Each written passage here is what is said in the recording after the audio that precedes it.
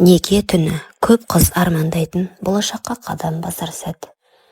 Бірақ мен үшін ол күн жүрегімді мәңгі жаралаған түн болып қалды.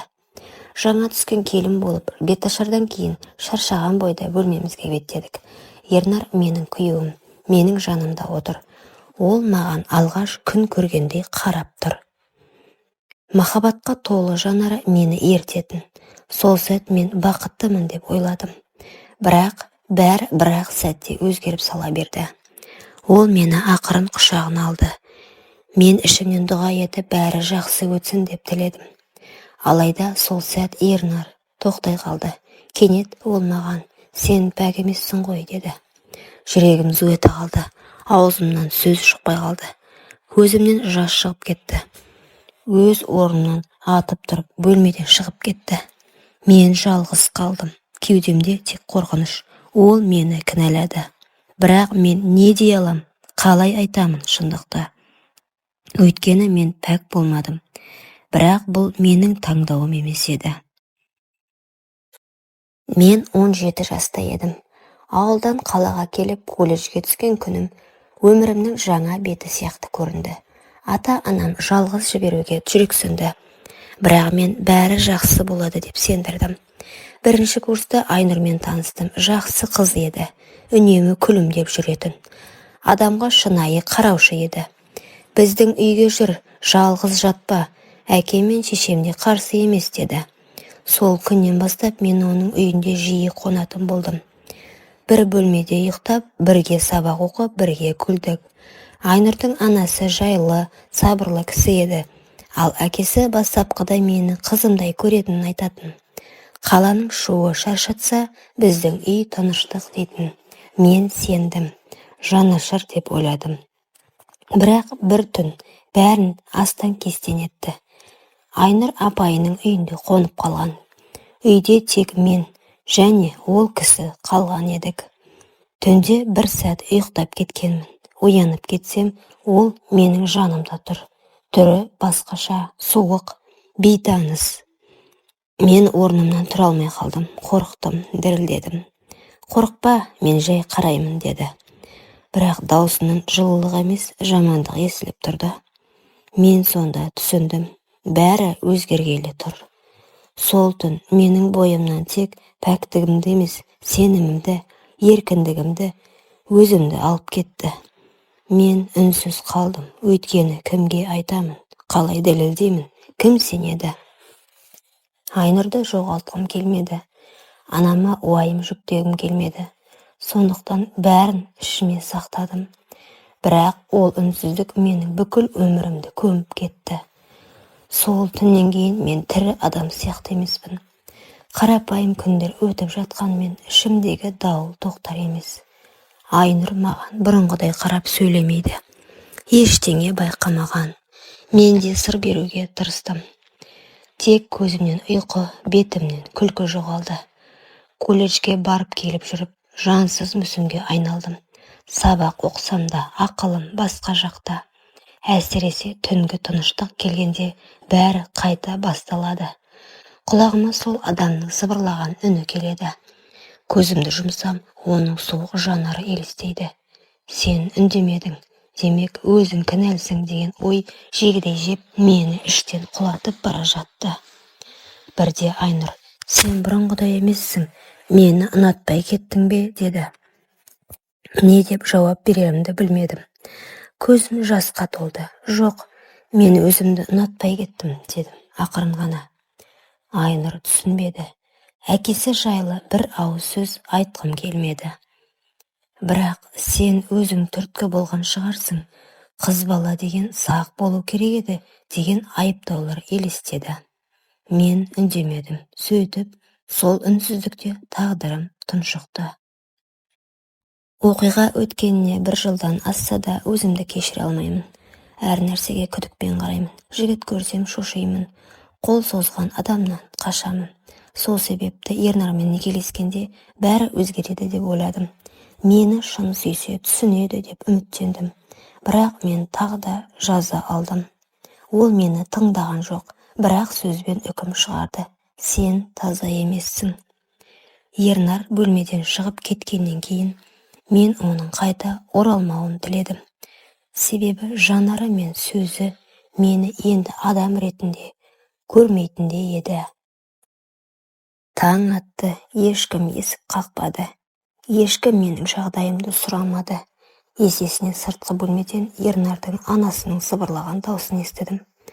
Қазірдің өзінде ұятқа қалдырды. Қай жерден тапты екен осындай қызды? Сол сәт менің жүрегім үзіліп кетті. Мені ешкім тыңдаған жоқ. Ешкім. Бәлкім себебі бар шығар деп сұрамады. Кешке қарай Ернар кірді. Көзі іскен. Ата-анаңа айт.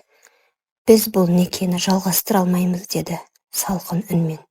Менің айтарым бар деп үн қаттым. Естігім келмейді деді де бұрылып кетті. Сол сәт мен шешім қабылдадым. Ешкімге жалынбаймын. Көз жасымды сүртіп, сөмкемді жинадым. Сол үйден үнсіз кеттім. Автобус ішінен көзім көкке қадалды. Жанымда үнсіздікпен жара. Ішімнен неге мен үндемедім? Неге ол жазасыз қалды? Неге мен ғана жапа шегіп жүрмін деп өз-өзімді жеп келемін. Сол сәт бірінші рет ашық тіл қаттым. Іштей құрбымның әкесі менің жанымды құрттың. Мен пәк болмай толмадым. Сен менің ішкі әлемімді, үмітімді, болашағымды пәк етпедің. Сен мені өлтірдің. Мен сол күннен бастап оны қарғай бастадым.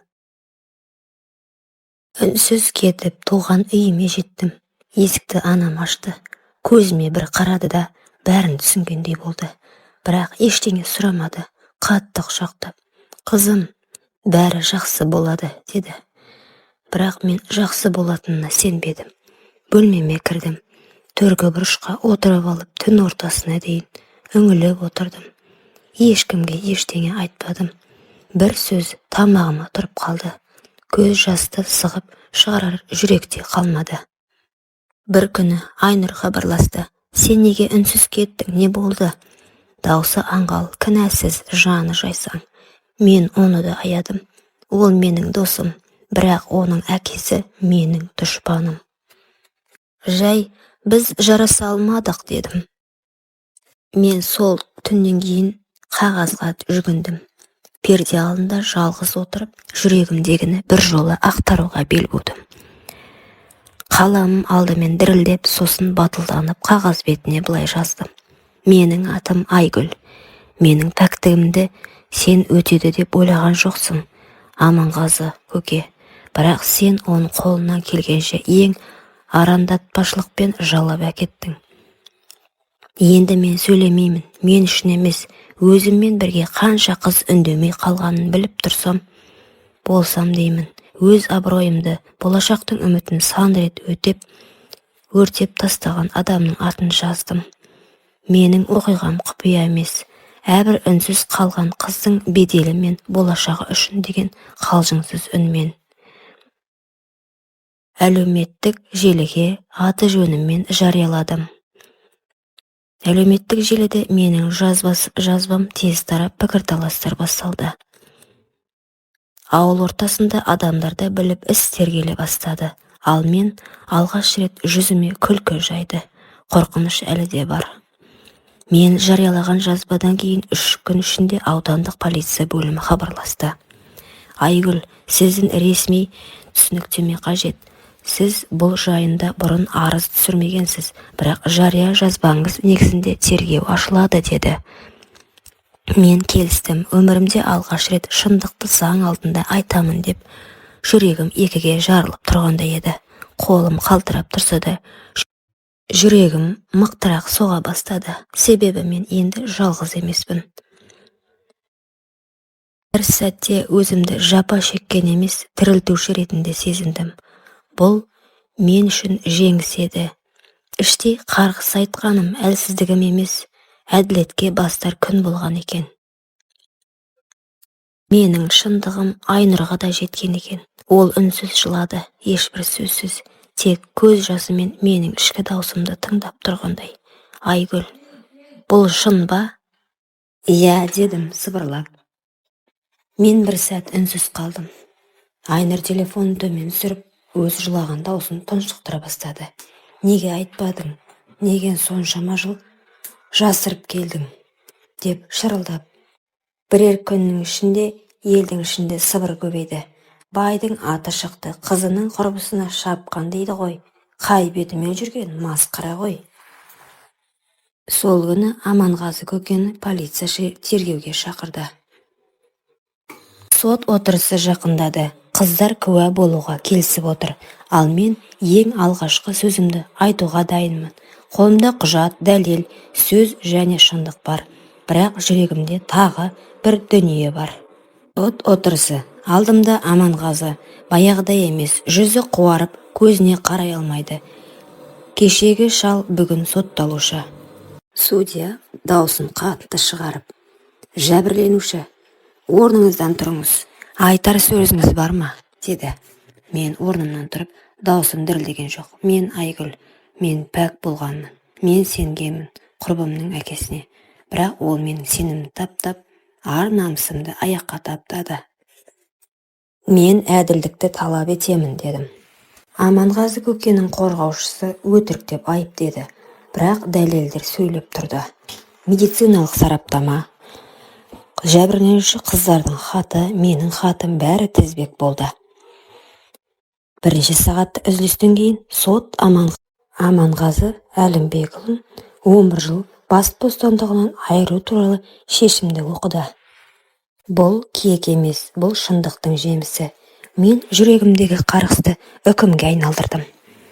Айнұр қарсы алдымнан жүгіріп келіп, кешір менің үндемегенімді.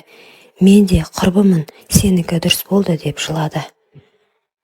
Тыныштық орнады, бірақ бұл жолы әділеттің тыныштығы еді. Хикая осымен аяқталды. Құрметті оқырман, өмірден алынған шынайы оқиғаларды тыңдағыңыз келсе, менің арнама тіркеліп, лайк, комментарий жазып қолдап кетіңіздер. Келесі кездескенше.